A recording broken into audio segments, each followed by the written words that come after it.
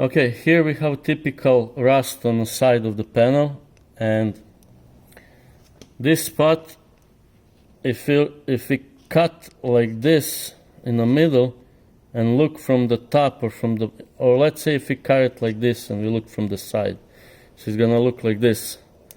So this is metal, sheet metal thickness, 20 to 22 gauges. And this is rust. So this is surface of the metal. So this surface, it's this surface here. And we have a bubbling rust above the surface and below the surface.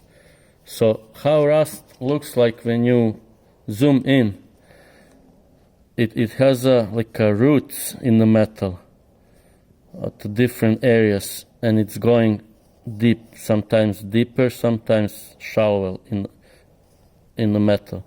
So this would be all rust. So if we take a grinder and grind this rust, this will be the line of the grinder. Grinder would remove all the surface rust, all the deep rust in the metal, and some of these roots of the rust. But some will stay. If we take this one particular root that goes deep in the metal, that it's circled, and we zoom in, it would look like this. So this is the pool of the rust, and this is that root that goes deep in the metal. So this first line would be a line that we would clean all this rust and grind the clean metal here and here and remove up to this line. That's how usually it's removed with the grinder. If you sandblast, so imagine that this distance from here to here, it's thin like a hair. So this is like a hair thickness. It's very, very thin, but this is like zoomed in. So grinding would remove here and up to here, and we have a rust left here. If we sandblasting can remove this area here, so this would be sandblasting area. But since this is so small, tiny, and sandblasting or media blasting materials are like big chunks, they can remove something like this. That's a chunk of sandblasting, but cannot remove really fine roots of rust, and that's usually left.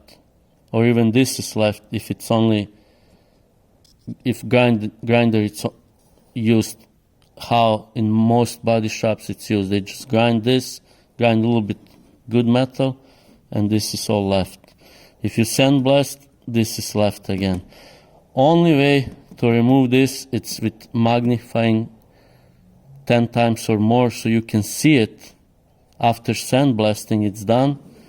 So you can still see the small dot of rust, and the only way to remove it, it's with this small diamond tip.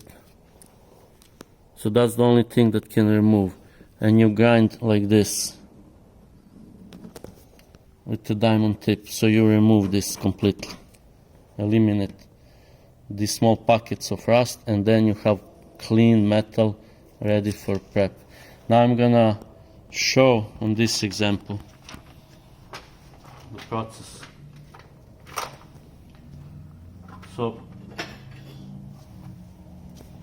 in this case we have a surface rust removed, and now we have rust that it's below the surface. I'm gonna try to remove that rust with the grinder, and some of that rust is gonna be gone.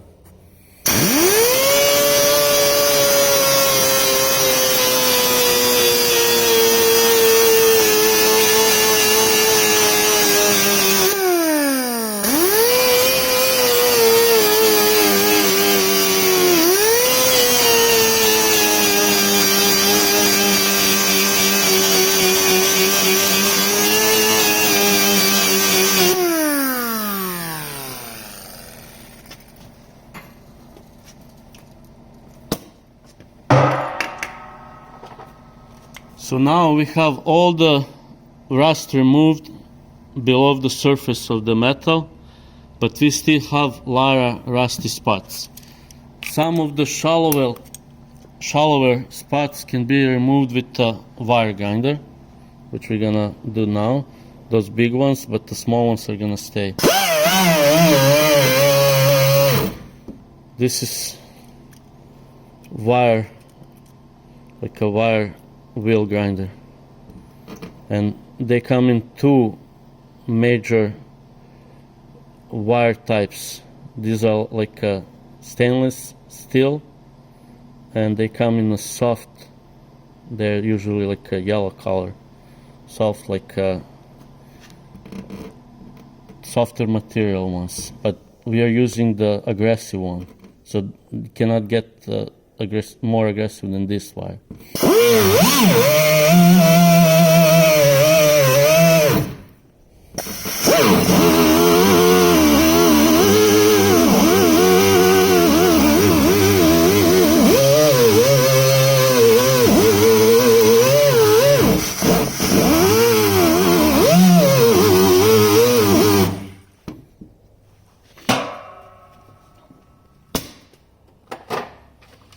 And that's all we could do. Basically, there is this deep roots now, several of them, that they still have deep down rust. There are many of them. Some of them are visible, but many of them are really visible with the magnifying glasses or hood, because it's hard to see. So now this is the extra step that no body shop or bodymans do. This is something I invented as far as I know. So now I'll go deep into these spots and remove the remaining of the rust.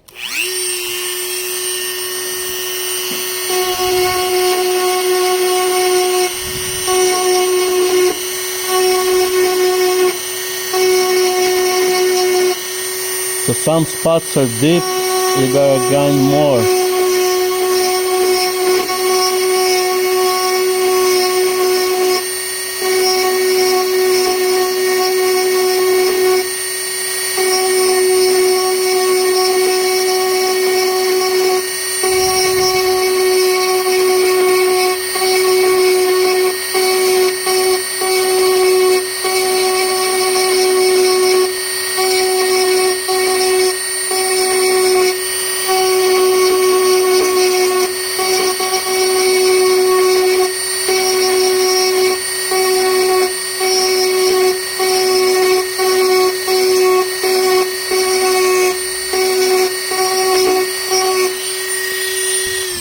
Okay, I'm not gonna go into removing all of them because some of them you're not gonna be able to see on the video, but you get the idea. Once they're all cleaned and removed, the whole area would be wiped with the wax and grease remover, and then etch primer I would apply etch primer on a bare metal, and then prime it with the regular primer, and then filler goes over the primer, and then primer goes over the filler, and so on, and the paint and clear coat.